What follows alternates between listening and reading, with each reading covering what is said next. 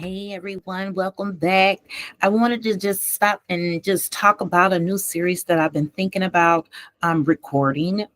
So many of you are trying to figure it out, starting from the beginning, very new in government contracting. So I created the 52 weeks, this series to subcontracting for success for 2025. So every year I'm deciding to just start building different series to really help you do it self-guided because sometimes I'm so busy and I really want to help the community. So I'm trying to do things that can really help you scale and grow your business. So I've put together this series. And so that way you're building as well as I'm building, because the goal is to help small business to win government contracting while also helping myself win government contracting. So the series is to help you scale. Okay, so what is going to be included in the series? Okay, so in the series, we're going to walk you through entire process becoming a profitable subcontractor, from generating your first revenue. Many of you are not even generating revenue, but you want to reach out to the government and say, hey, we're ready. We want to come and do this contract. Well, you don't even have any income. You're not even generating revenue. So what we're going to do is record a series of videos on little things you can do to get started. Starting off is very challenging, but once you figure it out, then you'll be able to generate your revenue. Then we want to teach you how to build your business development team. It's nice. I hear a lot of people saying, oh, I want to do this on my own. But the only thing is you have to be able to really to build that business. You're going to have to um, take your time, figure it out, and have a team. Like when I really wanted to scale and start really building my business, I had to hire a virtual assistant, because I needed to make sure the back office was being handled while I was self-performing the work. Because sometimes in the beginning, you have to self-perform the work. And we have different strategies. Sometimes you would have had to start to take a position as a part-time employee just so you can learn that organization to see if that is somewhere you want to be. So it's different things you can do that I did, so that way my virtual assistant, that business development team helped me. And then as I continue to grow and generate more income, then I brought on the social media manager. Then I brought on the data research assistant to help me with all of the market research you have to do when you're doing your proposal writing, your business development, when you're going out building those relationships with those teams. So that was very important. Then once you create the team and database, we had to talk about that because most of my small businesses didn't have a team and database. So we were going after this opportunity. So I'm like, well, who do we have in the pipeline? They have no one in the pipeline. So we can't go off this after this opportunity because we have no one in the pipeline. So those are some of the things I'm going to discuss in these videos to really help you scale and then win your first subcontract. Many times, oh, I want to be a prime, I want to win the contract, but you haven't even learned the rules of the game and how to play it. So then you win the contract and then you get terminated because you didn't perform it correctly. You didn't know how to read the contract, let alone perform the contract, because it's one thing to win a contract, but it's another thing to keep it. So these are some of the things we want to talk about. So I recommend you start the journey with us today. So the key milestones for the series. So first quarter is going to be really foundational, the setup. I'm going to be talking about business basics, setting up your teams, creating your dashboards, understanding your service, the niches, right?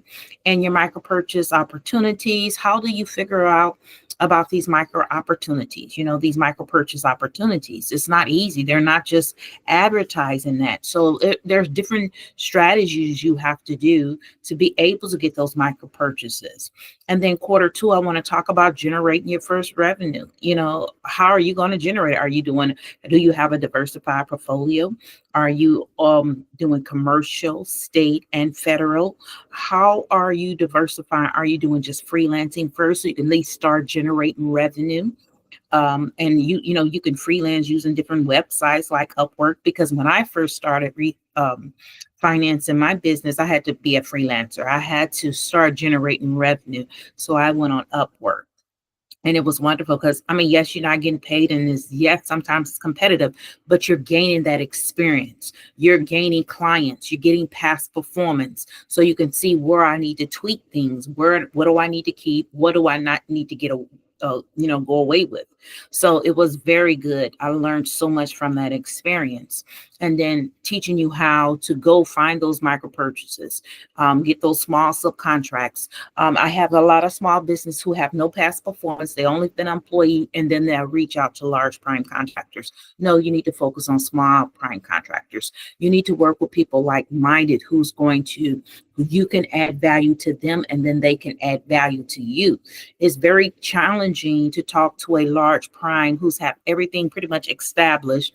They have some of them robust team, and then here you are with just yourself, and they're looking at you like, I mean, are you ready? Are you ready to do this? So these are some of the things I really want to discuss what in this series, really explaining to you the ins and outs.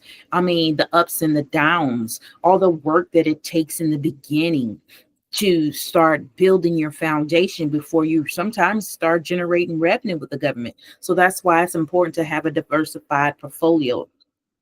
And then in quarter three, I want to talk about scaling. Do you have your systems, your subcontracting? How are you going to do this? Are you exploring mentor protege programs, creating opportunities in your pipeline? So it's so many things that I want to discuss and cover. So I just basically broke it up so it can be in small, manageable pieces, as well as because this season, I have so many projects in my bucket. So I want to make sure I'm intentional with the video recordings, because we started the Subcontractor Academy, and that's taken my time.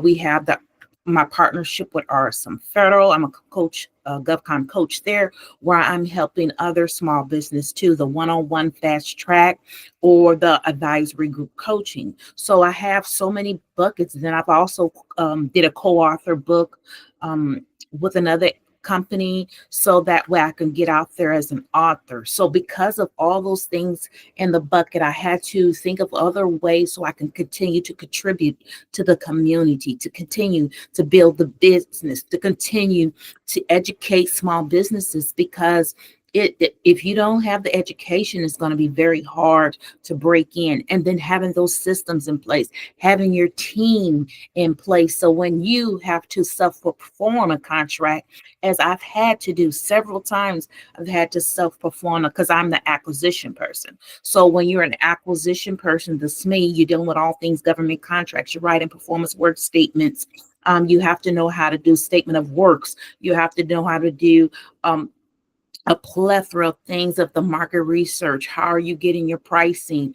And then, so that is why I had to self-perform, because no one else on the team knew how to do the contracting portion. So those are the things. And that is why it was so good that I had a team and I built those systems in place. And then now I'm ready to go to the mentor protege programs. I'm ready to start navigating other things. And in order to be able to continue to help my community, I had to come up with a way to really add value and then still continue to build the business as I so desire to do, because I desire to have more qualified small businesses out here. So when you're reaching out to the prime contractor, you're confident. This is what I have to offer. I had one small business. We sent them just different things like the team and database paperwork they need to fill out and stuff. And a lot of them don't know how to fill it out correctly. So these are the trainings that I plan to do. So that way it's none of the back and forth. And when the prime contractors send you the documentation to fill out, you know how to fill it out. So those are some of the things I want to talk about in building those systems in subcontracting. And then Some of you maybe never get lucky and you win a prime contract, but can you get lucky and win the second and the third and continue? You see what I'm saying? So that's why it's important to have repeatable processes in place so that way you know that you're doing the right thing. And then quarter four, I want to talk about profitability and growth. First, you have to get established. Once you get established, then we can talk about the pricing strategies, JV, joint ventures and agreements, prime contracts, long-term growth strategies. But those are for my fast track. Those are for those ones who's have done it. You got 2, 3, 4 subcontracting. You have a team. You got 10 to 20 people on your team. But you can't do all these things if you're just one person. How's one person going to run a prime contract unless you're doing consulting? And then they're looking for the Bains and the big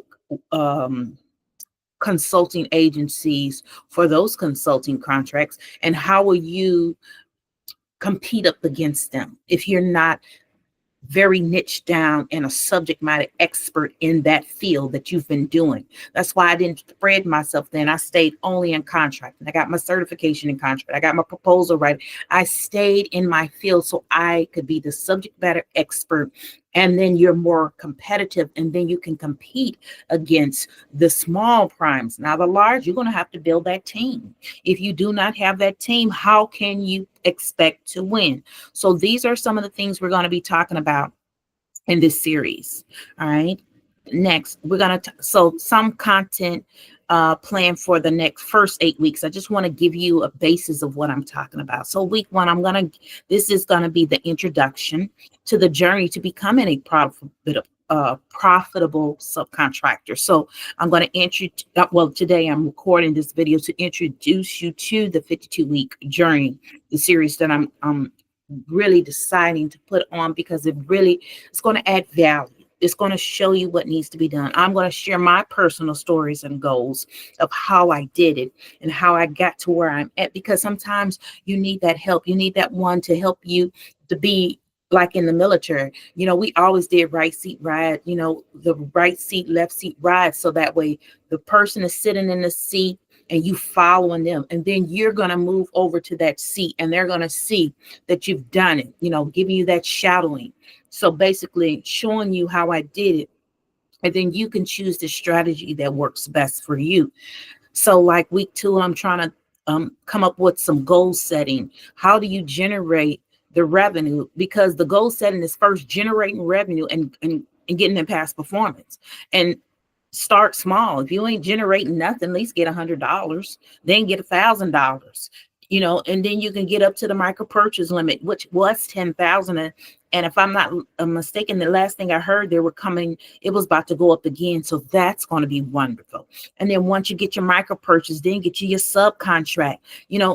We're going to teach you how to define those milestones and why they matter, because you're making zero right now. Can you at least make $100? But yet you want past performance. Yes, you want to offer your services to these prime contractors, and they're going to want to know if you're financial stable. Can you handle not being paid into 30 days? Because that's how they pay you. Sometimes they make you wait for 30 days before you get paid. And then when you first getting started, onboarding, sometimes it take a little bit longer. But now if you're an employee, that's totally different. But see, with our employee mindset would try to come over to the business thinking, no, it's not the same. You have to invoice for services after you perform, after you've done the work, so it's a little bit different. So that's why it's important to understand the employee mindset. You have to shift from the employee mindset over to the contractor aspect. Okay. So then week 3, we're trying to do set up your first BD team. I always recommend you got to know the roles and responsibilities, but I'm telling you, if you bring on that virtual assistant or some help, it's going to alleviate so much stress and so much anxiety, because you're going to have those sleepless nights because you're trying to build something. You're starting something from scratch. It's not easy. It's not easy at all. So you definitely have to be, sometimes it's good to have that help, because then you can bounce things off of that person. And then it'll be like, well, I can't afford it. Well, like I did, I put aside some money just for the VA. I budgeted, I took some other money away. I just went through and I figured out I needed a virtual assistant. I had to have some help so that way I can get all my admin stuff done so I can focus on doing the work. So we're going to talk about that too on setting up your first BD team. Then we're going to break it into the creating your teaming database. Start making those teaming partners now. Don't wait till the opportunity come out, then reach out, because they've already had your team. Most of them already got a team, already had people they've been corresponding with, talking to, and it's just a waste. They don't answer your emails. You done sent them about 6 emails. They never even responded to not even one, or they won't even respond just to say, hey, thank you. We'll put you in the database and maybe we'll reach out. It's just non-responsive. But then on the same token, then they want others to reach out. They'll reach out to you and want you to respond instantly. So I believe in treat people the way you want to be treated. So even if I'm not going to put you on the team, I'm going to send you an email. Thank you for reaching out. But however, we're not looking for any teaming partners, or this is not the area that we're looking for teaming partners in. It's just that communication, the common courtesy. But then the large primes get so many people reaching out to them till it overwhelms them, and they won't respond at all. So that's why it's important, because nowadays everybody's emailing you, people being invited and uninvited. They're just spamming you, or they're just blasting out emails hoping something sticks. So that's one of the challenges we face with the email overload nowadays. And this is just showing you what we're going to be talking about. Understanding your services, your niche. What is your niche? What is your thing that you do so well that somebody's going to pay you to do? Understanding when to use your set of sites and how to use them. I've had so many people want to do pass-throughs. You cannot do a pass-through. It's illegal. We have to, if it's a veteran-owned small business, then you will do 51% of the work, because it's for a veteran-owned. Now, if it's full and open competition, it's good to go, right? So you have to know when and understanding the set asides. Then the capability statement basis. I'm going to do a series on that, breaking down each section of the capability statement, how you write it out, because I've seen that so many people struggle with their capability statement, understanding the importance of the capability statement. And then when you're going after a source of sought notice in the RFI and they're asking you to customize the capability statement, they'll just send the one pager, and that's not what they ask you to do. So when they say and send me a capability statement, it still has to be customized for that agency and giving them what they asked for. So that's why I really do wanted to give a lot of good information out there to help you to navigate that field. And then exploring the micro purchase market, because I'm doing that. I'm going to walk you through what I'm doing to figure it out, because everything is not just intuitive. You have to learn these things, and it's different for each agency. It would be nice if it was all streamlined and was the same. That's why I always ask, first thing they ask me, I want a micro. Okay, so what agency? Because some agencies are better than others with the GPC. Some of them just like to use the contracting vehicles, like the MAS, the multiple award schedules and different things of that nature. So that's some of the things you're going to have to be aware of. Next, the goal setting for subcontracting success. So that's basically, I want to talk about, let me get that out, my face out the way. Make sure that's not in the way. Okay, goal setting milestones for your journey. So like I said, we got to generate your first $100 a month. Is it residual, or is it just the one-off every now and then? Are you at least getting $100 a month for your business? And then grow to $1,000 a month or $500 a month. Then secure your first micro purchase, then win your first contract, and then you got to track the progress, so you can build momentum. And most of them, I'll ask you, okay, so how are you tracking your your process? How are you tracking your sales? Do you have a sales dashboard? All these things like that. So these are some of the things we're going to cover as well. And then setting up your first BD, we talked about that. We're going to start small. Begin with yourself and one other team member, a freelancer, a VA, whatever. But it's on a case-by-case basis, because for your business, if you're in IT, you might need a developer on your team versus a VA, because you're going after IT opportunities that requires that software developer. So it depends on your business and what you need first. That's how you're going to decide. And then you have to put that money aside for that person. You want to have to pay them. You're going to have to pay them. Then you can be very think outside the box with how you pay them. Okay, hey, we're going to give you some stocks in the business. We're going to do this and that. And then you're going to get a quarterly bonus. So many different ways you can think about it. But so many times, as most people that I work with, it's all about me, me, me, me, me, but they're not thinking about the other person. You have to think about this other person has bills. They have a family. They have to provide for their family. And if you're not paying them, they've allocated this time to work for you. So how are they supposed to pay their bills? This person is going to have anxiety. They're going to be out here trying to do everything else and work for you. So then that is not going to be quality work. So these are some of the things you got to think about when you're working with other people and teaming partners and bringing on employees and subcontractors. How are you going to pay them? Can you afford to pay them? If you can't afford to pay them, what are some of the things I can do to bring them on and let them know that, hey, you're going to get paid. We're going to grow together. Are they invested in you, or only they're invested in their company?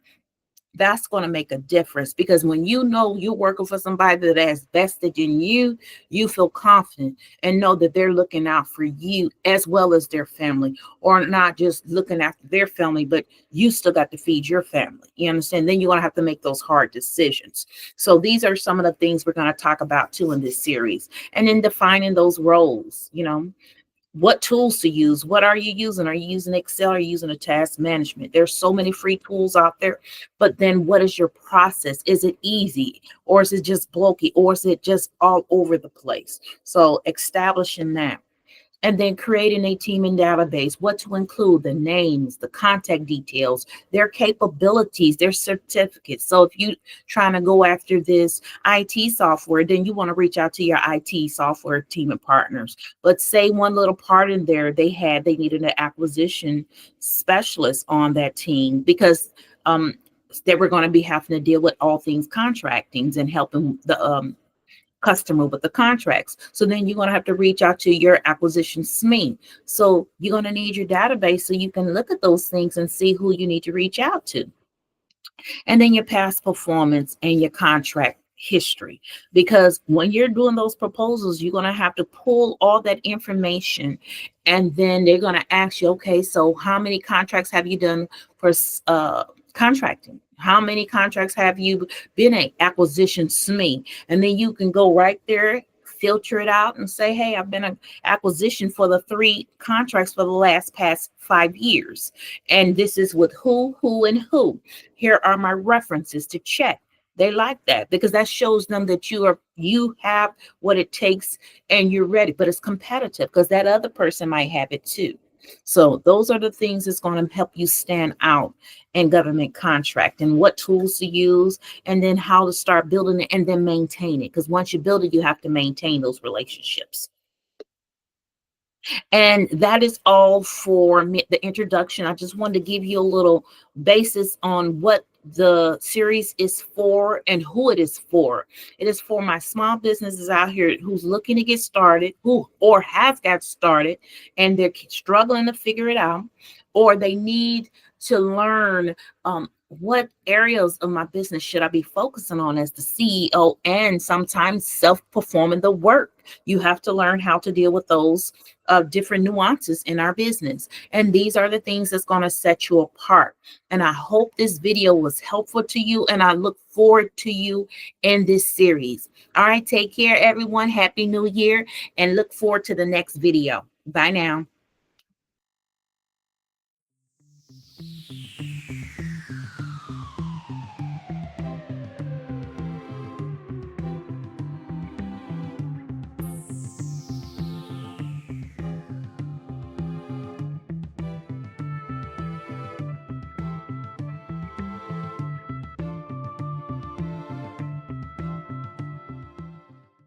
Let's talk about the importance of having a coach.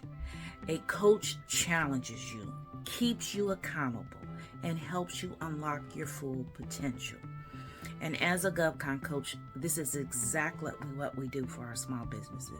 We provide guidance, strategies, and support needed to navigate the complex world of government contracts. And together is how you reach new heights. And the best athletes out there know this: the Simone Biles, the Shakira Richardsons, the Serena Williams. So if you feel like you are ready to take it to the next height, join the group coaching program. Take care now.